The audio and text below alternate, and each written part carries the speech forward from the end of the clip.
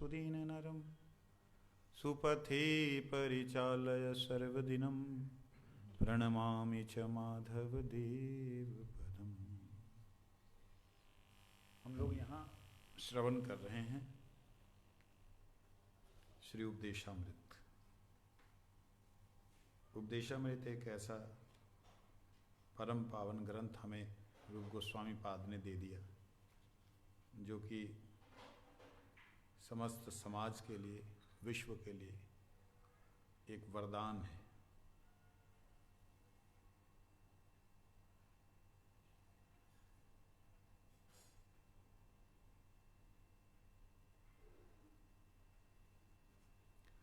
इसके षष्ठ श्लोक का हम लोग चिंतन कर रहे थे।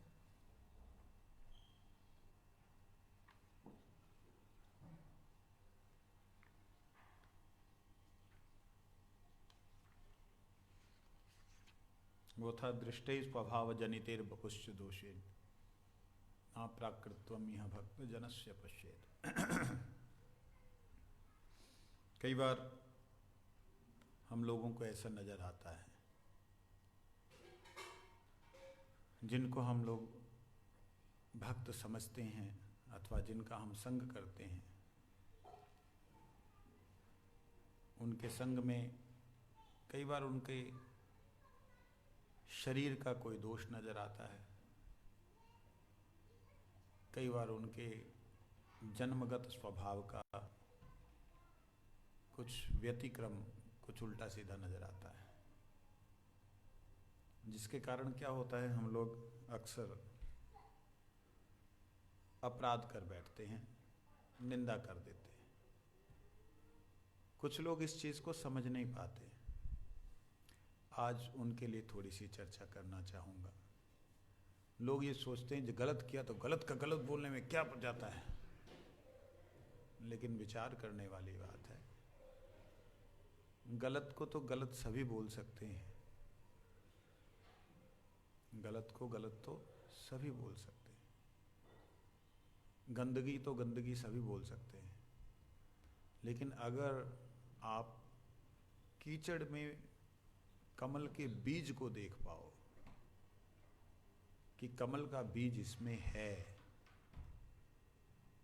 और उस बीज को आप मौका दो निकलने का, खिलने का, तब आप वास्तविकता में भगवान से जुड़े हुए, उस कृष्ण चंद्र से जुड़े हुए भक्त हो।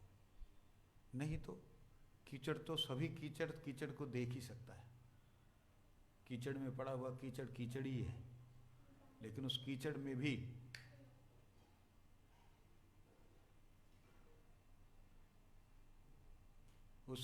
भी लेकिन उस कुमुदनी के बीज को देख पाए। वो क्या है? भक्ति वृत्ति, भक्ति की वृत्ति, भक्ति का स्वभाव वो है प्रत्येक जीव में। ये प्रत्येक जीव के लिए, लेकिन वैष्णवों में जब ऐसा नजर आए तो कहां जाएं? क्यों जी? कम से कम जो खिल गए फूल उनमें तो ना कीचड़ देखा जाए, लेकिन हाँ कई बार उस कमल के फूल के अंदर किसी मछली के छींट के कारण जहां स्वभाववशत नीचे का कीचड़ ऊपर उसके पत्तों के ऊपर आ जाता है, चिपकता तो नहीं है लेकिन ढलमल ढलमल नजर आता है। इसी प्रकार से कई बार समुद्र के अंदर जो हम देखते हैं लहरें आती हैं, वो वास्तविकता में भीतर समुद्र में लहरें नहीं है, वहां तो भंवर है समुद्र के अंदर ले जाने वाले, समुद्र के किनारों पे लहरें हैं। उसी प्रकार से हम लोगों को वैष्णवों के बाहरिक व्यवहार में नजर आता है कि उनके अंदर क्रोध का, लोभ का ये लहर दिखलाई देती है। वास्तविकता में उनका अंतःकरण जो भगवान को समर्पित है वो शांत है। ये हम देख पाएं, इसके लिए यहाँ एक उदाहरण दिया है कि गंगा जी में जैसे कई बार बारिशों में कीचड़ इकट्ठा होकर के झाग सी बन के आती है, उसे देख करके गंगा जल की निंदा नहीं करनी चाहिए, क्योंकि गंगा जल का स्वभाव पवित्र करना है। उन्होंने उस तालाब को पवित्र किया जिस तालाब में बहुत दिनों से कीचड़ था। इसलिए उस तालाब को पवित्र करते समय उसके अंदर वो कीचड़ का भाव दिखाई दे रहा, लेकिन उसका बहाव वही है, ब्रह्म से जुड़ा हुआ, भगवान से जुड़ा हुआ। इसलिए उस बहाव का भाव देखना चाहिए कि कहाँ से है। और ऐसा अगर शुद्ध वैष्णव में कभी शारीरिक रोग देखा जाए कि बड़े ही कमज़ोर हो गए, बीमार पड़ गए, खांस रहे हैं, बीमारी हो रखी है, तो उनका उसको देख करके ये ना कहें कि कर्मों का फल भोग रहे हैं, क्योंकि यह शारीरगत या स्वभावगत दोष है। वास्तविकता में आत्मा का यह दोष नहीं है। आत्मा तो उनकी पूर्णतः समर्पित है। मैंने कल 2-3 उदाहरण दिए थे, आपने सुने, याद है? एक हमारे परम गुरु जी के शिष्य पुरी महाराज जी, जिनके की पूरी हड्डियां चूराचूर होने लग गई थी, बताया था मैंने। ऐसे ही भक्ति प्रसाद पुरी महाराज जी। तो इस प्रकार से कई वैष्णवों के उदाहरण मिलते हैं जिनको शारीरिक कष्ट है, मगर वह कष्ट को महसूस नहीं करते, क्योंकि उन्होंने अपने हृदय को श्री राधा गोविंद जी के चरणारविंद में समर्पित किया हुआ है। मगर कुछ लोग उनके इस कष्ट को देख करके उनकी निंदा करते हैं, तो उनके लिए रूप गोस्वामी पाद कहते हैं कि ऐसी निंदा मत करो कि ये कर्मों का फल भोग रहा, देखा इसने ऐसे किया था, वैसे किया था, ये सब वो मत बोलो जिससे कि तुम्हारा अपराध होगा, क्योंकि वो तो समर्पित हो गए। तुम इनके इस चीज़ को देख करके तुम नरक में चले जाओगे। आगे कहते स्यात् कृष्ण नाम चरितादिस्ताप्य विद्या पीतोप्तप्तरस्नस्य नारोचिकानो किन्त्वादरादनुदिनं खलु सैव जुष्टा स्वाद्भिक्रमाद भवति तद्गत मूलहन्त्री।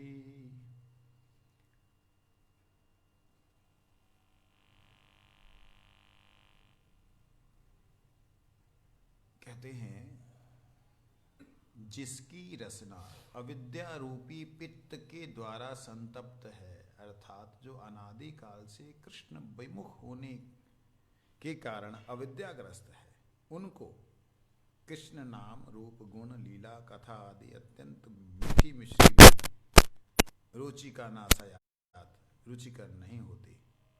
किंतु यदि आदरात अनुदिनम खलु शैव, कहते अगर वो आदर पूर्वक श्रद्धा से अनुदिनम निरंतर वही कृष्ण नाम चरितादि जो रूप मिश्री है उसको सेवन करता है, तो क्रम से वो सुस्वादु लगने लगती है।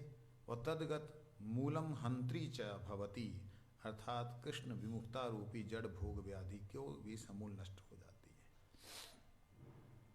यहाँ पे एक बात कही है कि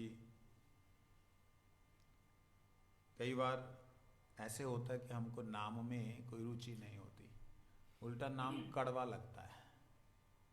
नाम करते हुए ऐसे लगता है क्या इतनी उम्र हो गई करते करते, क्या फायदा, कोई लाभ नहीं होता है? ऐसा लगता है। तो उसके लिए क्या कहते हैं, अविद्या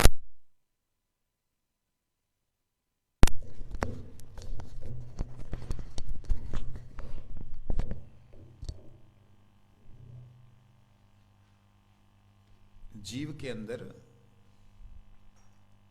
अविद्या क्या है? अज्ञानता। अज्ञानता के द्वारा जकड़ा होने के नाते उसको भगवान के नाम में भी रुचि नहीं होती। कैसे रुचि नहीं होती? ऐसे ही जैसे पित्त की बीमारी होने से पीलिया होता है ना, पीलिया सुना, जॉन्डिस, तो उस समय मिश्री भी दो तब भी कड़वी लगती है। तो कहते हैं मिश्री भी कड़वी लगती है। ऐसी स्थिति में क्या करना होगा? निरंतर वो मिश्री का जल ही लेना होगा। लेते लेते लेते वो पित्त शांत होगी। जब पित्त शांत होगी तब जाकर के हमारी नाम में रुचि हो जाएगी। मतलब वो टेस्ट आने लगेगा नाम का। यहाँ भक्ति विनोद ठाकुर जी महाराज क्या बोलते हैं,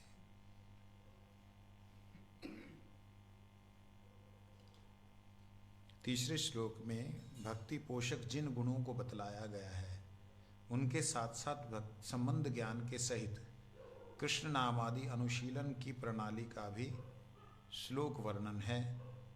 अविद्या रूपी पित्त से उत्तप्त रसना द्वारा कृष्ण लीला कथाओं और उनके नाम आदि कीर्तन नहीं हो सकता, किंतु आदर के सहित नित्य प्रति सेवन करने से नामचरित आदि रूपी जो मिश्री है अविद्या को नाश करने समर्थ होती है।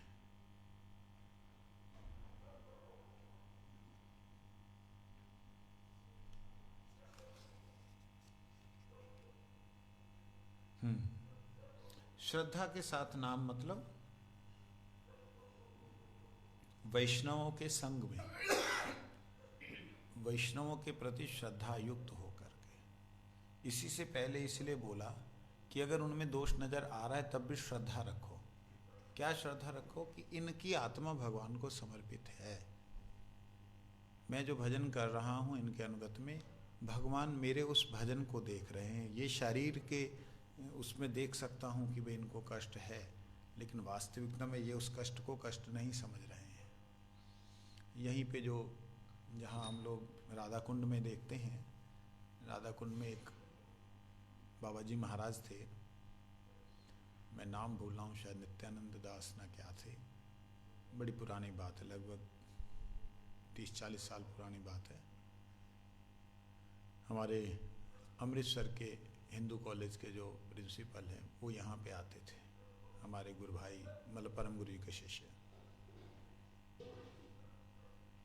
तो वो यहाँ आए, गुलाटी साहब, डॉक्टर गुलाटी। उन्होंने देखा कि जिन बाबा जी के पास में आए तो वो नित्यानंद जी का आविर्भाव त्रियोदशी, नित्यानंद त्रियोदशी में आए तो देखा बाबा जी महाराज उससे कुछ दिन पहले से बीमार चल रहे हैं, और उनके सेवकों ने, बाबा जी महाराज के सेवकों ने बोला कि इनको किसी तरीके से फ़ोन, उस समय फ़ोन बड़ा रेयर होता था, चिट्ठी चुट्ठी लिखी, भाई कैसे भी आप आकर के देखो, वैद्य थे, आप आके देखो गुरुजी को बड़ी तबीयत खराब है। तो ये आए, आकर के इन्होंने देखा कि स्थिति कैसी है। कहते कि एक बिस्तर पे लेटा देते हैं, 15-20 मिनट बाद वो बिस्तर दूसरे बिस्तर पे लेटाते हैं, इस बिस्तर को साफ करते हैं, इतनी ज़्यादा उनकी तबीयत खराब है। तो इन्होंने बोला, कहते भाई आप ये क्या कर रहे हो, इनके साथ में मजाक कर रहे हो, इधर से उधर उधर से इधर कर रहे हो। तो उनका एक सेवक ने, कहते मेरे को ऐसे बोला जैसे उसने मेरे को थप्पड़ मार दिया हो, और कहते बस उसने हाथ से नहीं मारा, बाकी तो उसने मार ही डाला। कहते बोलते मेरे को, चुप, गुरु जी का लीला है ये। कहते यार कुछ भी है, लीला आखिर दिख तो रही है लीला। कहते महाराज हमारे अंदर वो आ ही नहीं सकता, हम तो औषधि ढूंढेंगे। कहते ठीक है, लेकिन आप ये चीज दे दो। चुप रहो आप, बोलो मत, ऐसा डांट दिया मेरे को। उसके बाद कहते क्या हुआ, सुबह नित्यानंद त्रयोदशी है, एक दिन पहले मैं आ गया, नित्यानंद त्रयोदशी है। क्या देखते हैं कि सारे के सारे बाबा जी लोग अपना अपना लगे हुए हैं। ठीक 9-10 बजे जब नित्यानंद जी की पूजा होनी है, बाबा जी महाराज अचानक से बोलते कीर्तन करो, और कीर्तन शुरू हुआ। कहते मृदंग करताल से एकदम जब नित्यानंद उनका आह्वान करना शुरू किए, बाबा जी महाराज खड़े हो गए, जो कि 10 दिन से खड़े नहीं हो पा रहे, हिल नहीं सकते हैं, खड़े हो गए और दंड नृत्य करने लगे। कहते मैं उस नृत्य को देख करके अचंभित हो गया कि असंभव है, ये हो नहीं सकता। कहते मेरी सारी की सारी थ्योरी पड़ी की पड़ी रह गई, मेरी बुद्धि ऐसे दिशाहीन हो गई कि मैंने क्या सोचा था ये क्या निकले। कहते बस मैं देखते रह गया। कहते महाराज 3 घंटे लगातार दंड नृत्य किया उन्होंने, और करने के बाद फिर वैसे के वैसे, फिर भी इस बिस्तर से उस बिस्तर, उस बिस्तर से इस बिस्तर। तो ऐसे ही जगन्नाथ दास बाबा जी महाराज के बारे में सुनते हैं।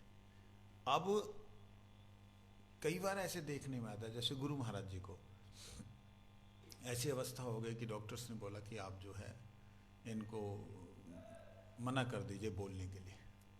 गुरु जी को हॉस्पिटल ले गए, गुरु जी वहाँ पे शेर की तरह गर्जे, तुम क्या समझते हो मुझको, ये शरीर, इतना दिन से शरीर के बारे में बोलता आया हूँ, शरीर रहेगा नहीं रहेगा नहीं, इसी को लेकर के लगे हुए। ये डांट लगाई, मठ में चलो, मठ में आ गए, जैसा भी हुआ। एक दिन गुरुजी सेवक को बोलते, वो खाया नहीं, गुरुजी ने, खा लो खा लो खा लो। सेवक बोला हमारे थोड़ा ले लो। तू हमको क्या समझता है? क्या समझता है? रघुनाथ दास गोस्वामी एक दो ना मट्ठा पी के रहा, मर जाएगा, क्या सोचता है? मर जाएगा, पानी पी के भी रह सकता है, नहीं खा के भी रह सकता है, ऐसे गुरुजी ने बोला। अब ये चीजें कभी कभी दया करके वो प्रकाशित कर देते हैं, सिर्फ इसलिए कि बद्ध जीव, हमारे जैसे जीव किसी भी वैष्णव के बारे में उल्टा सीधा सोचने लग जाते हैं। तो वो थोड़ा सा, कोई वैष्णव, मतलब हर कोई इसको प्रकाशित भी नहीं करता, कोई वैष्णव इसको दया करके प्रकाशित कर दे कि भैया हमें साधारण मत समझो। तो ऐसे बहुत सी घटनाएं मिलती हैं जिसमें दिखाई देता है कि उनका शरीर अस्वस्थ, मतलब पूर्णतः अस्वस्थ है, लेकिन वह पूर्णतः स्वस्थ हैं, वो अपने स्व में स्थित हैं, स्व में स्थित हैं, स्वस्थ है। शरीर अस्वस्थ है लेकिन वह स्वस्थ है, वह अपने आप में स्थित है। तो वह चीज को हम देख करके, कभी वैष्णवों के पास बैठ करके उनके शरीर का कोई दोष देख करके, उनके स्वभाव का कोई दोष देख करके हम अश्रद्धा ना करें। इसलिए बोला श्रद्धा के साथ नाम करें। जब श्रद्धा के साथ नाम करेंगे तब क्रमशः धीरे धीरे जो हम लोगों को रुचि नहीं लग रही है नाम में, वो जो मिश्री मीठी है, नाम मीठा है, रस से भरा हुआ है, वो रस नहीं आ रहा है, वो धीरे धीरे वही नाम करते हुए रस आने लगेगा। वो केवल मात्र एक ही उपाय है उसका, सत्संग का सेवन करके वह पुनः कृष्ण नाम रूप गुण लीला का करने में समर्थ हो जाएगा। मेन है सत्संग का सेवन करके। किंतु साधु गुरु वैष्णवों की कृपा से सत्संग का सेवन करके।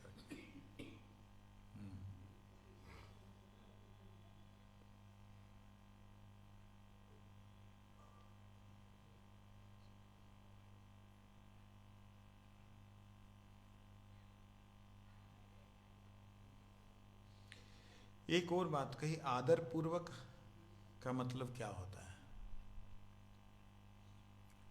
भगवान की जब हम कथा सुनते हैं उसमें हमारा आदर नहीं होता।